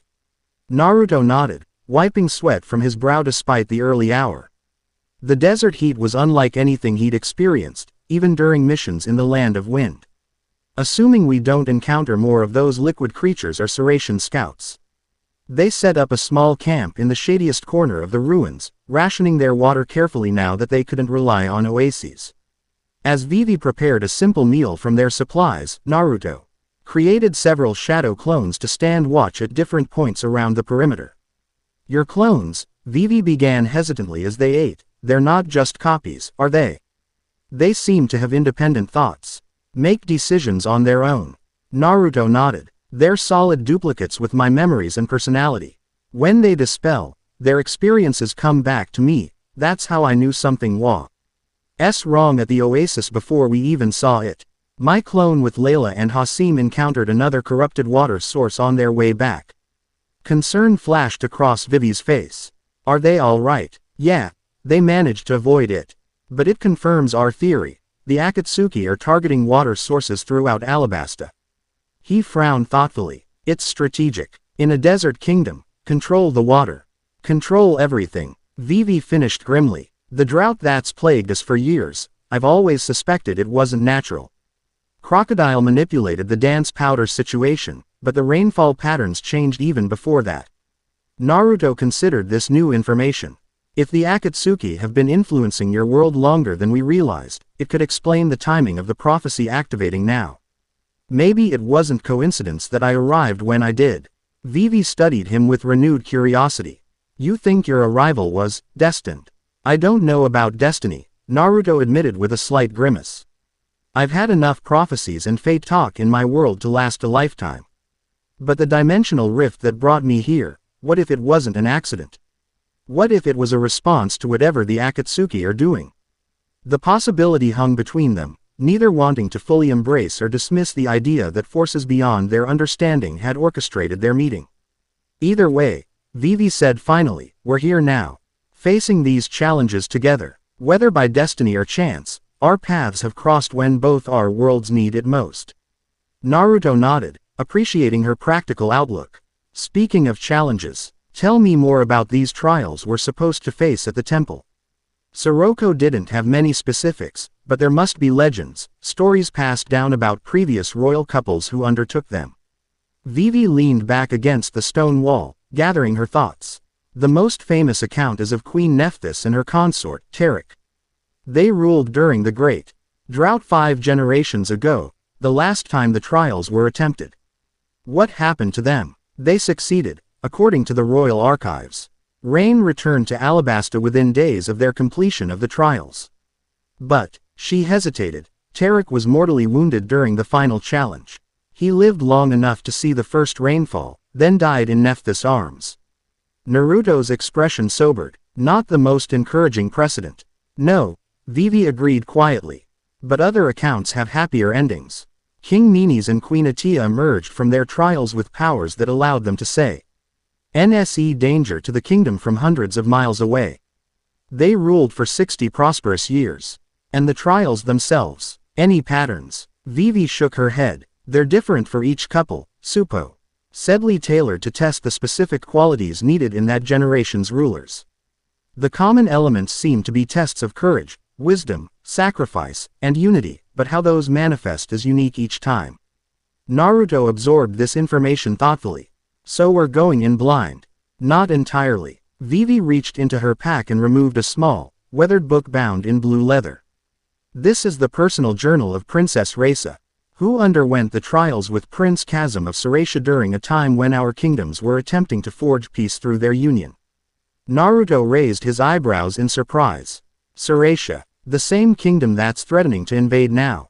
Yes, Vivi confirmed. The alliance lasted 3 generations before breaking down due to water rights disputes, the beginning of the tensions we face today. She opened the journal carefully, the pages fragile with age. Reisa doesn't describe the specific challenges they faced. That appears to be forbidden, but she does write out the temple itself and the approach to the trials. As Vivi read selected passages aloud, Naruto listened intently. The journal described a massive structure partially buried beneath the sand, its entrance revealed only during certain alignments of the sun and moon. Inside, according to Reisa, was a vast network of chambers representing different aspects of Alabasta's history and mythology. The heart of the temple, Vivi read, is a chamber filled with water so clear it seems like air until disturbed. It is here the guardians appeared to us, taking forms from our memories to guide and challenge us through the trials ahead. Guardians, Naruto repeated. Spirits, gods. Vivi closed the journal thoughtfully. The ancient Alabastan religion believed in guardian entities that protect the kingdom, manifestations of the land's power itself. Most modern scholars consider them metaphorical, but the royal family has always maintained certain, traditional beliefs. You mean you've seen evidence that they're real? Naruto surmised. A slight smile touched Vivi's lips. Let's just say I've witnessed enough impossibilities in my travels to keep an open mind. And now that I've met someone from another world entirely. She shrugged expressively. Their conversation continued as the sun climbed higher outside their shelter, exchanging information and theories about what awaited them at the temple. Despite the gravity of their situation, Naruto found himself enjoying these quiet moments with Vivi. Her intelligence, courage, and dedication to her people reminded him of the qualities he most admired in his friends back home. As the worst heat of the day settled over the desert, they took turns resting while the other maintained watch alongside Naruto's clones. The rhythm of T-Air partnership was developing naturally, each recognizing and respecting the other's strengths. It was during Naruto's watch, as Vivi slept peacefully in the shade, that one of his perimeter clones dispelled suddenly. sending an urgent warning to his consciousness. He was on his feet instantly, moving to Vivi's side and waking her with a gentle touch on her shoulder. "Someone's coming," he whispered. "Multiple riders from the north." Vivi was fully alert immediately, gathering her weapons with practiced efficiency. "Seratians. I think so. My clone spotted uniforms similar to what Hasim described. Naruto created several more clones that transformed their appearance to match the surrounding terrain, providing additional camouflage for their position. About a dozen, moving fast. They moved to a vantage point that offered visibility while maintaining cover. Soon, the approaching riders came into view, soldiers in light armor bearing the hawk emblem of Seratia, led by a figure whose or elaborate uniform marked him as an officer. "That's Captain Raisin," Vivi identified the leader in a hushed voice. "One of Lord Tashiki's most trusted commanders. His presence this far into our territory confirms our worst fears. They're not just scouting, they're preparing active operations." The Seratian patrol slowed as they approached the ruins, clearly intending to use them for the same purpose as Naruto and Vivi, shelter from the midday sun. "We can't avoid confrontation," Vivi murmured. "There's no way to leave without being spotted, and we can't allow them to continue toward Alubarna." Naruto assessed their options quickly. "I could create enough clones to overwhelm them by numbers. And risk revealing your abilities to Tashiki's forces." Vivi shook her head. "We need the element of surprise. If they report fighting someone with your powers, it could accelerate their invasion plans." "What do you suggest?" A calculating look crossed Vivi's face. "A more subtle approach. Can our clones transform to look like Alabastan soldiers?" Naruto grinned as he caught her meaning. "Easily. How many do you want?" "4 or 5. A small patrol that would plausibly be using these ruins. If we can capture Raisin and learn what he knows about Tashiki's plans." The strategy formed quickly between them. As the Seratians approached the ruins entrance, they were met by what appeared to be an Alabastan patrol of 5 soldiers led by an officer bearing royal insignia, all Naruto's transformed clones. Captain Raisin, the lead officer, called out, "You're well beyond your borders." The Seratian captain reined in his horse, expression shifting from surprise to calculated calm. "Simply patrolling to ensure no rebels threaten our mutual border. These are unstable times, after all." "Indeed they are," the disguised clone agreed. "Which is why we must insist on escorting you back to the border immediately." Tension crackled between the two groups. Raisin's hand drifted toward his weapon as his soldiers spread out slightly, preparing for potential conflict. "That won't be necessary," Raisin replied coolly. "We'll be continuing our patrol as planned. Unless Alabasta is now restricting movement through unclaimed territories." "These aren't unclaimed lands," came Vivi's clear voice as she stepped into view from within the ruins. She wore her royal headdress, unmistakably identifying herself as the crown princess. "You are 8 miles inside Alabastan sovereign territory, Captain Raisin." The Seratians visibly startled at her appearance. Raisin recovered quickly, offering a stiff bow from horseback. "Princess Vivi, an unexpected pleasure. May I ask what brings the crown princess so far from Alubarna without a proper escort?" "Royal business," Vivi replied evenly. "Business now includes questioning why Seratian military forces are trespassing in Alabasta during this sensitive time." While attention focused on this exchange, Naruto remained hidden, carefully positioning his real body and additional clones around the perimeter. If the situation deteriorated, he wanted to be ready.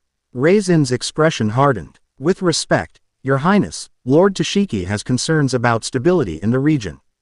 The rumors of your engagement to a foreign warrior, the capture of Sir Crocodile, the continued drought and rebellion. Seratia must protect its interests. By invading a neighboring kingdom," Vivi challenged. "By ensuring threats don't reach our borders," Raisin countered. His gaze swept the ruins calculatingly. "And speaking of threats, where is this mysterious fiancé of yours? The Golden Warrior mentioned in your announcement." The question confirmed that Seratia had spies in Alubarna. They knew about the prophecy and Naruto's arrival. Vivi didn't flinch. "Securing our kingdom against multiple threats, including unauthorized military incursions." Her hand moved to the peacock slashers at her belt, not drawing them yet, but making their presence known. "I'll ask once more, Captain. What are your true orders from Lord Toshiki? The standoff teetered on the edge of violence. Reizen's soldiers had subtly moved into attack positions, while Naruto's disguised CL-1s maintained their formation around Vivi. The real Naruto, still hidden, prepared to intervene the moment aggression began. Then, without warning, the ground beneath them trembled. Horses whinnied in alarm as sand shifted unnaturally around the ruins. Earthquake. One of the Seratian soldiers questioned nervously. Naruto recognized the disturbing energy signature instantly. Vivi, move, he shouted, abandoning stealth as he leapt from his hiding place. The sand erupted between the two groups, forming into multiple columns that quickly took on the now familiar shape of the Akatsuki's liquid creatures, but larger and more defined than those at the oasis. The red cloud symbol pulsed on each of their chests as they attacked indiscriminately, Alabastan and Seratian alike. What sorcery is this? Reizen demanded, drawing his sword as one creature lunged for him. The blade passed through the liquid form with minimal effect. Physical weapons won't work, Naruto called out, creating a defense-ive line of clones between Vivi and the nearest threat. You need chakra or energy-based attacks. The warning came too late for several Seratian soldiers, who were engulfed by the creatures, extending limbs. Their agonized screams cut off abruptly as their bodies withered, life energy drained in seconds. Reizen, showing remarkable adaptability, produced what appeared to be a small dial from his belt. When activated, it generated an electrical current through his sword. The energized weapon proved more effective, disrupting the creature's form temporarily when it struck. Wind style. Great breakthrough.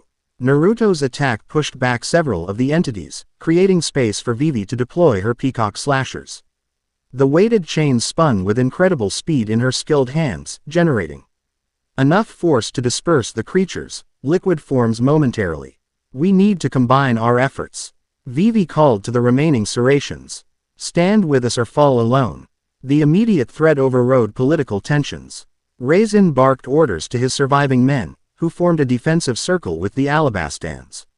Together, they fought against the creatures, which continued to rise from the sand as though an endless supply waited beneath the surface. Naruto, realizing they were fighting a losing battle of attrition, connected with the Nine Tails chakra once more. The golden energy cloak formed around him, drawing startled looks from the Seratians. Everyone get behind me, he commanded. As they complied, he formed a massive Rasengan between his hands, infusing it with both wind and the fox's chakra. Tailed Beast Rasengan. The technique expanded to enormous proportions before he launched it at the center of the creature swarm. The impact was catastrophic. A dome of energy exploded outward, vaporizing the liquid entities and carving a deep crater in the desert floor. In the aftermath, silence fell over the ruins. Of Reizen's dozen men, only 5 remained, staring at Naruto with a mixture of awe and fear. The captain himself was wounded but standing, his calculated expression now replaced by genuine shock.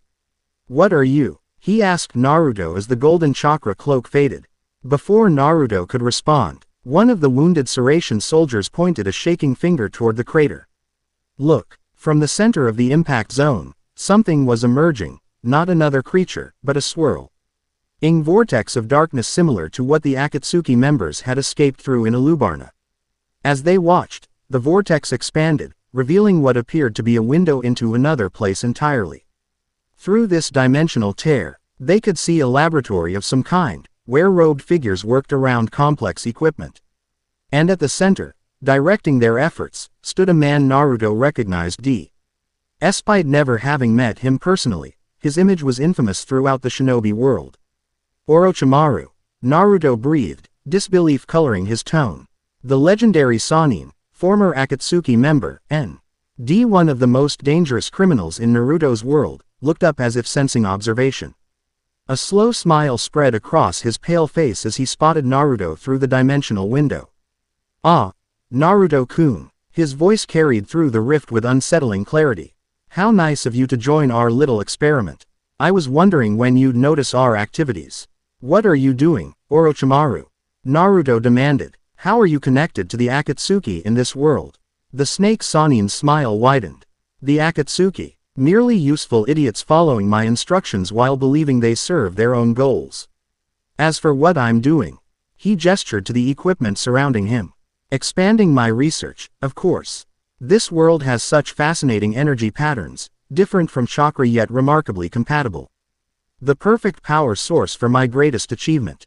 The shadow creatures, Vivi spoke up, stepping beside Naruto. You're using them to harvest my people's life force. Orochimaru's gaze shifted to her with predatory interest. The desert princess herself. How honored I am. Yes, my dear, your people provide excellent raw material. But it's your royal bloodline that truly interests. Me, the direct connection to this world's guardian spirits. Naruto moved protectively closer to Vivi. Whatever you're planning stops now, Orochimaru. I'll find a way to close these rifts and stop your creatures. Will you? Orochimaru seemed amused rather than concerned. I think you'll find that difficult, considering the rifts are connected to your presence in that world. The more you use the Nine Tails chakra, the more unstable the dimensional boundaries become. His smile turned cruel. Quite the dilemma for you, isn't it? Use your power to fight my creations, and you further weaken the walls between worlds. Restrain yourself, and you'll watch your new friends die. The implications hit Naruto like a physical blow. His presence, his power, the very things meant to save Alabasta AC. According to the prophecy, might actually be accelerating the crisis. You're lying, he challenged, though uncertainty crept into his voice. Am I? Orochimaru shrugged elegantly. Test my theory if you wish. But know that every significant use of the fox's chakra creates new opportunities for my work to expand. The Temple of Oasis you seek. Did you think it was merely coincidence that it contains the key to stabilizing dimensional energy? Why do you think I've worked so hard to keep you from reaching it? Before Naruto could respond, the rift began to contract. Orochimaru offered a final, mocking bow. Do enjoy the trials, Naruto-kun. I've prepared some special enhancements to the traditional challenges. Consider it my wedding gift to you both. The dimensional window collapsed in on itself, leaving nothing but disturbed sand where it had been. Stunned silence followed, broken eventually by Captain Raisin. What, he asked carefully, was that? Naruto and Vivi exchanged grim looks. The situation had just become exponentially more complicated, and the stakes even higher. That, Naruto answered, was confirmation that we need to reach the Temple of Oasis as quickly as possible. And we're not just fighting to save Alabasta anymore. We're fighting to save both our worlds, Vivi finished, her voice steady despite the enormous weight that had just settled on their shoulders. Raisin looked between them, his tactical mind visibly reassessing everything he had just witnessed. Princess Vivi, he said finally, I believe Lord Tashiki would benefit from a complete account of these developments. You mean you're not going to try to stop us? Naruto asked skeptically. The Saratian captain gestured to the crater where the dimensional rift had appeared. I just watched creatures of liquid darkness slaughter half my men, then saw what appeared to be a demon-powered sorcerer claim responsibility through a hole in reality itself. Stopping you seems contrary to everyone's survival at this point. Vivi stepped forward diplomatically. Captain Raisin, return to Saratia. Tell Lord Tashiki that Alabasta faces threats beyond our border dispute.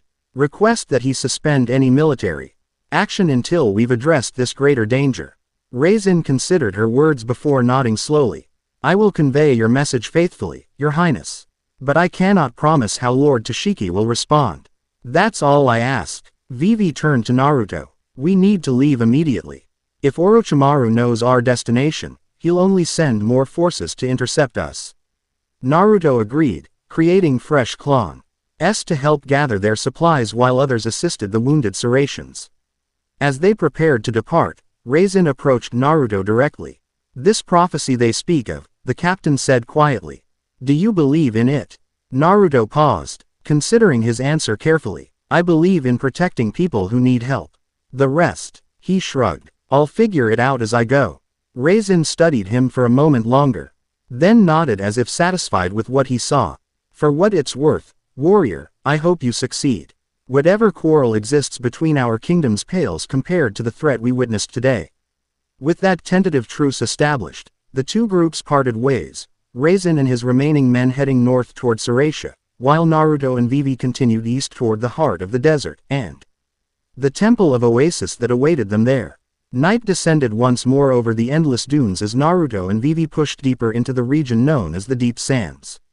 They had abandoned their planned rest at the ruins, choosing to travel through the dangerous midday heat rather than risk further delays. The horses were showing signs of exhaustion, but Vivi assured Naruto they would reach the Temple before the animals gave out completely. There, Vivi said suddenly, pointing to a distant rock formation barely visible in the moonlight. The Sentinel Stones. The temple lies just beyond them. Naruto studied the jagged rocks piercing the smooth desert landscape. Those don't look natural. They're not, Vivi confirmed. They were placed as markers by the ancient Alabastans, supposedly by the guardians themselves. Legend says they change position slightly to prevent anyone unworthy from finding the temple. As they approached the massive stone pillars, Naruto felt a distinct shift in energy around them. Not the corrupted sensation of Orochimaru's creatures, but something older and more fundamental. The air itself seemed to vibrate with potential. You feel it too, Vivi observed, noting his expression. The royal histories describe it as the breath of the guardians. They guided their tired horses between the towering pillars, following a path that appeared only as they advanced. Subtle changes in the sand's texture marking the way forward.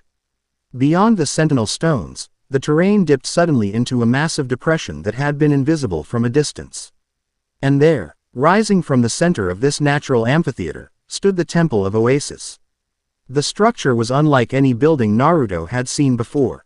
Enormous sandstone blocks formed a stepped pyramid with a flattened top, its surface covered in intricate carvings that seemed to shift subtly in the moonlight. A wide staircase ascended the front face, leading to a darkened entrance flanked by statues of jackal-headed figures. Most remarkably, the base of the temple was surrounded by a ring of water, a perfect circular moat that gleamed silver in the moonlight, fed by springs that somehow existed in the middle of the desert. It's beautiful, Naruto said softly as they descended into the depression. Vivi nodded, emotion clear in her voice. Few living Alabastans have seen it. The last royal visit was my great-grandmother's, and she wrote that it appeared differently then, as a dome rather than a pyramid. It changes shape. According to the texts, it manifests differently for each royal visit.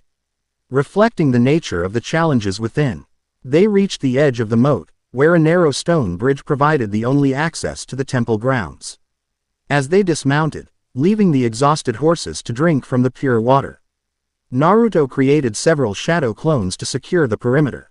If Orochimaru sends more of those creatures, we'll have some warning, he explained.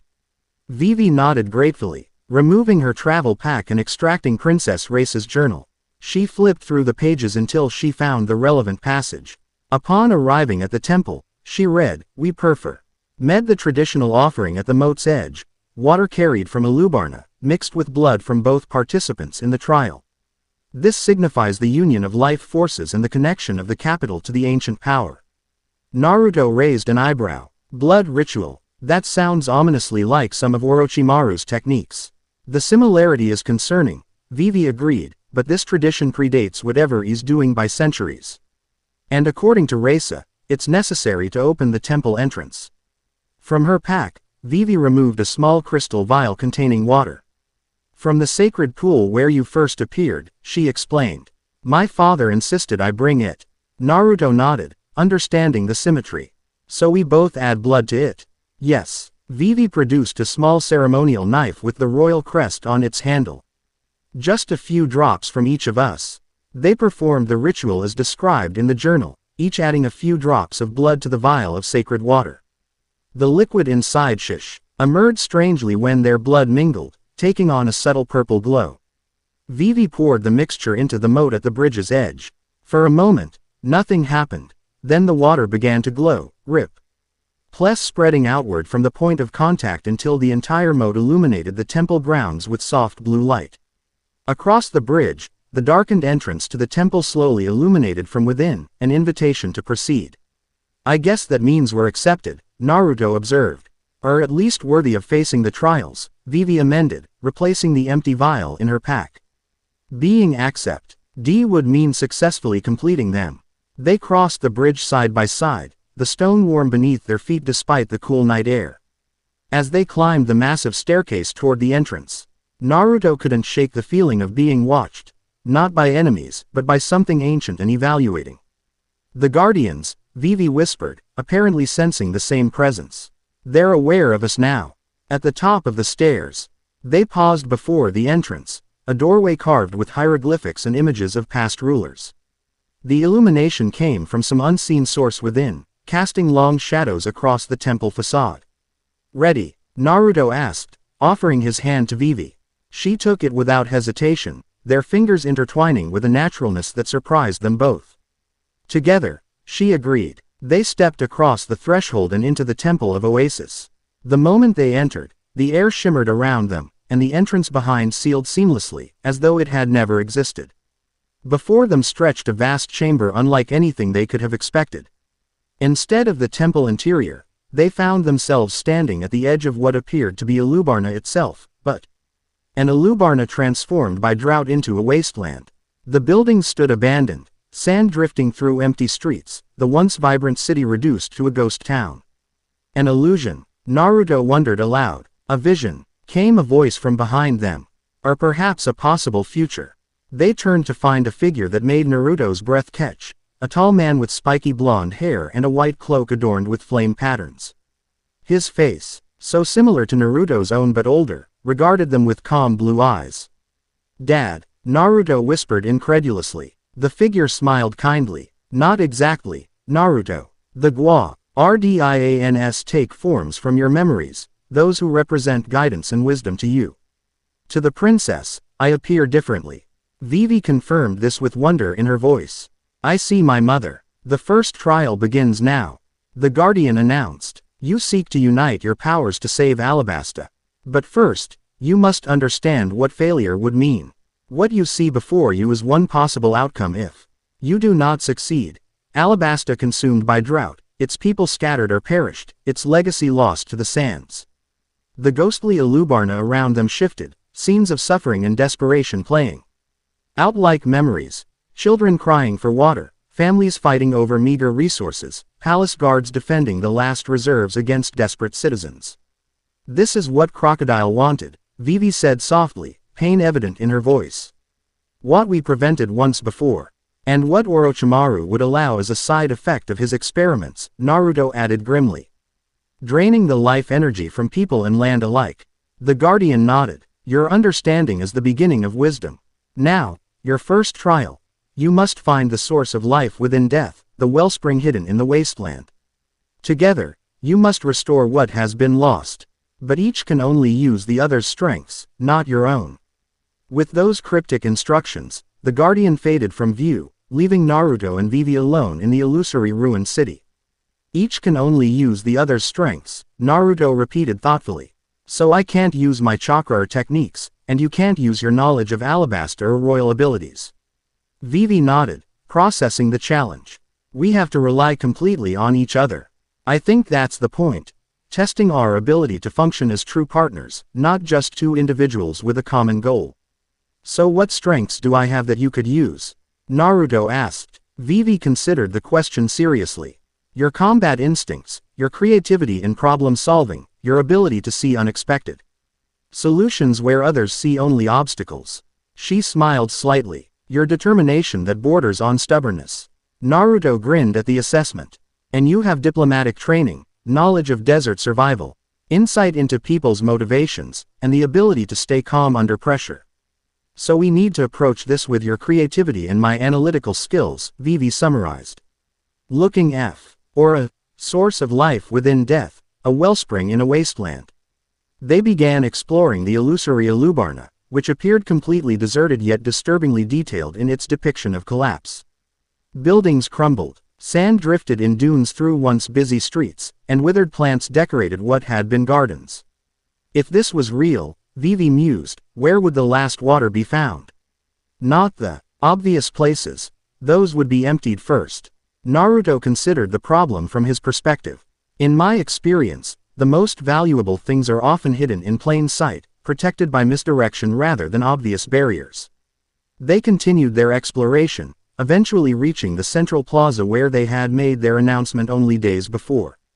Here, the destruction was most pronounced, the royal fountain completely dry. Buildings collapsed, and at the center, a massive dead tree where none had stood in reality. That tree wasn't in the real Alabasta, Vivi noted. No, Naruto agreed. It must be significant to the trial. They approached the dead tree, its massive trunk and spreading branches.